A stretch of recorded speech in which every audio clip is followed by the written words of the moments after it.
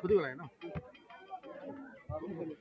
ৰাজ্যত পঞ্চায়ত নিৰ্বাচনৰ বঁটা বলি আছে সমান্তৰালে বিহালীতো বলিছে বিহালী পঞ্চায়তৰ ফলাফল কেনেকুৱা হ'ব বুলি আপুনি ভাবে আপোনালোকৰ দৃষ্টিত কেনেকুৱা হ'ব নিৰ্বাচনী প্ৰচাৰটো ইয়াত মই দেখিছোঁ বিজেপিৰ পদুম ফুলৰ বাহিৰে বেলেগটো প্ৰচাৰ নাই ইয়াত যিমান গাঁৱে ভূঞে ৰেলী হৈছে মহিলাসকল ওলাই আহিছে কেণ্ডিডেট ওলাই আহিছে তাত বিজেপিৰ বাহিৰে ইয়াত নিৰ্বাচনী প্ৰচাৰ মই এখনো দেখা নাই আজি এই ৰিজবিহালী গাঁও পঞ্চায়তৰ 9 নম্বৰ ৱাৰ্ডত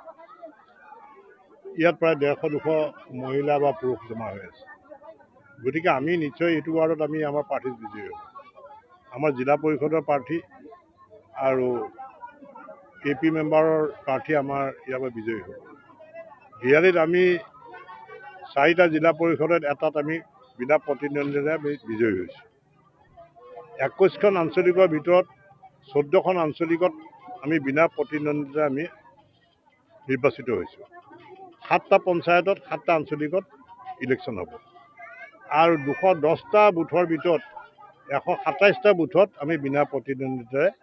আমি নিৰ্বাচিত হৈছোঁ গতিকে বিৰোধীয়ে ইয়াত প্ৰাৰ্থীয়ে দিব পৰা নাই গতিকে ইয়াত বিহালীৰ ৰাইজে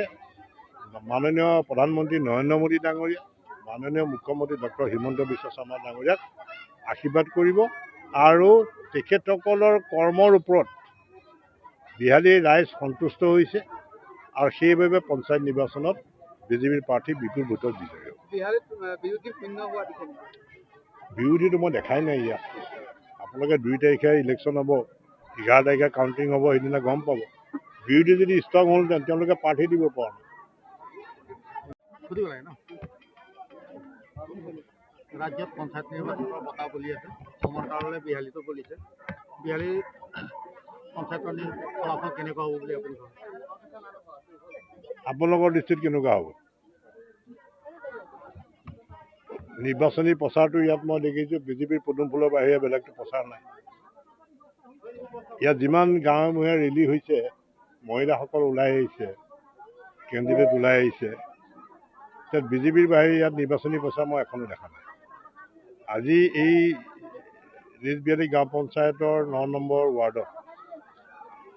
ইয়াত প্ৰায় 150-200 মহিলা বা পুৰুষ জমা হৈ আছে গতিকে আমি নিশ্চয় এইটো ৱাৰ্ডত আমি আমাৰ প্ৰাৰ্থী বিজয়ী হ'ম আমাৰ জিলা পৰিষদৰ প্ৰাৰ্থী আৰু AP মেম্বাৰৰ প্ৰাৰ্থী আমাৰ ইয়াৰ পৰা বিজয়ী হ'ব বিহালীত আমি 4টা জিলা পৰিষদত এটাত আমি বিনা প্ৰতিদ্বন্দ্বিতাৰে আমি বিজয়ী হৈছোঁ 21খন আঞ্চলিকৰ ভিতৰত 14খন আঞ্চলিকত আমি বিনা প্ৰতিদ্বন্দ্বিতাৰে আমি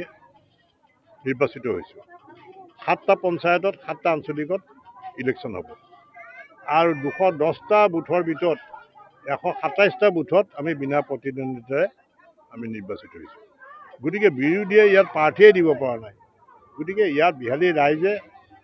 মাননীয় প্ৰধানমন্ত্ৰী নৰেন্দ্ৰ মোদী ডাঙৰীয়া মাননীয় মুখ্যমন্ত্ৰী ডক্টৰ হিমন্ত বিশ্ব শৰ্মা ডাঙৰীয়াক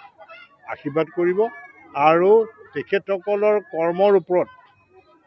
বিহালীৰ ৰাইজ সন্তুষ্ট হৈছে আৰু সেইবাবে পঞ্চায়ত নিৰ্বাচনত বিজেপিৰ প্ৰাৰ্থী বিপুল ভোটত বিজয়ী হ'ব বিৰোধীটো মই দেখাই নাই ইয়াত আপোনালোকে 2 তাৰিখে ইলেকশ্যন হ'ব 11 তাৰিখে কাউণ্টিং হ'ব সেইদিনা গম পাব বিৰোধী যদি ষ্ট্ৰং হ'লহেঁতেন তেওঁলোকে প্ৰাৰ্থী দিব পৰা নাই